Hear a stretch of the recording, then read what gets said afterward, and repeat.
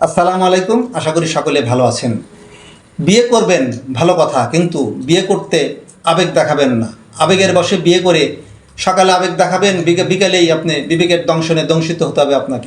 অসংখ্য বিয়ের ঘটনা ঘটছে, কিন্তু আবার ডিভোর্সের ঘটনাও কিন্তু তার চাইতে বেশি ঘটছে, এবং সেই ডিভোর্সের পরিণতি কিন্তু অত্যন্ত মারাত্মক এবং ভয়াবহ। কাউকে বা জেল খাটতে হচ্ছে, কারো বা জীবন ধ্বংস হয়ে যাচ্ছে। ইদানিংকালে বিয়ে করতে হলে কিন্তু আগে যেরকম মেয়েদেরকে বিয়ে করতে হলে পণ দিতে হতো, ঠিক একই রকম অবস্থা কিন্তু এখন দেখা দিয়েছে। একটা সময় মাঝখানে যৌতুকের প্রথা ছিল এবং ছেলেরা যৌতুক নিত, সে অবস্থা কিন্তু এখন আর নেই। এখন কিন্তু অনেক জায়গায় শোনা যাচ্ছে যে শুধুমাত্র দেনমোহরের টাকা জোগাড় করতে না পেরে বিয়েই করতে পারছে না অনেক ছেলে।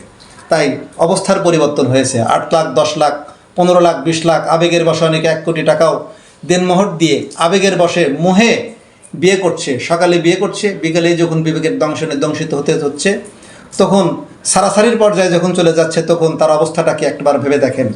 মামলাটা যখন তার নামে হয়, তখন সে কিন্তু পার পাওয়ার আর কোনো উপায় নেই, তাকে কিন্তু সেটা শোধ করতেই হয় যে কোনোভাবে হোক, অথবা সেই মেয়ের পায়ে ধরে তার সঙ্গে সংসার করতে হয়। যাই হোক, বিষয়টা হলো যে আবেগের বশে কোনো কাজ করবেন না। অবশ্যই বিয়ে করতে হলে বাবা মার মাধ্যমে, সমাজপতিদের মাধ্যমে, কিংবা আত্মীয় স্বজনের মাধ্যমে অনুষ্ঠানপূর্বক বিয়ে করবেন। মুরব্বীদের দোয়া নেবেন, না হলে আপনাকে পস্তাতে হবে, এবং সেই পস্তানো কিন্তু যাতা পস্তানো নয়, জীবনটা কিন্তু তামাতামা হয়ে যাবে, ধ্বংস হয়ে যাবে। তাই সাবধান।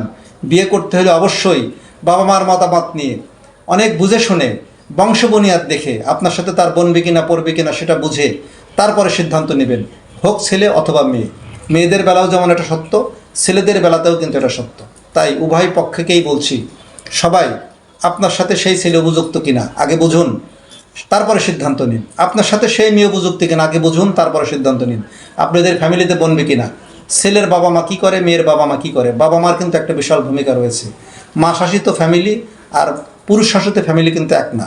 বাবা শাসিত ফ্যামিলির মেয়েরা এক ধরনের হয়, ছেলেরা এক ধরনের হয়। মা শাসিত ফ্যামিলির ছেলেরা মেয়েরা কিন্তু অন্য ধরনের হয়।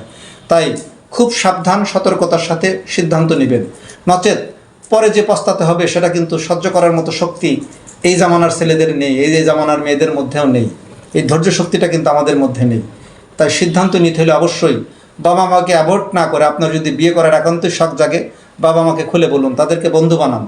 এবং বাবা মাদেরও উচিত ছেলে মেয়ের উপযুক্ত বয়স হওয়া মাত্র তাদের সঙ্গে বন্ধুত্ব সুলভ আচরণ করা, খোঁজখবর নেওয়া, এবং নিজে উদ্যোগে সময় থাকতে তাদেরকে বিয়ে দেওয়া। না হলে আপনার ছেলে মেয়ে কখন আপনার হাতছাড়া হয়ে যাবে টের পাবেন না। টের পাবেন তখনই যখন মামলা হবে।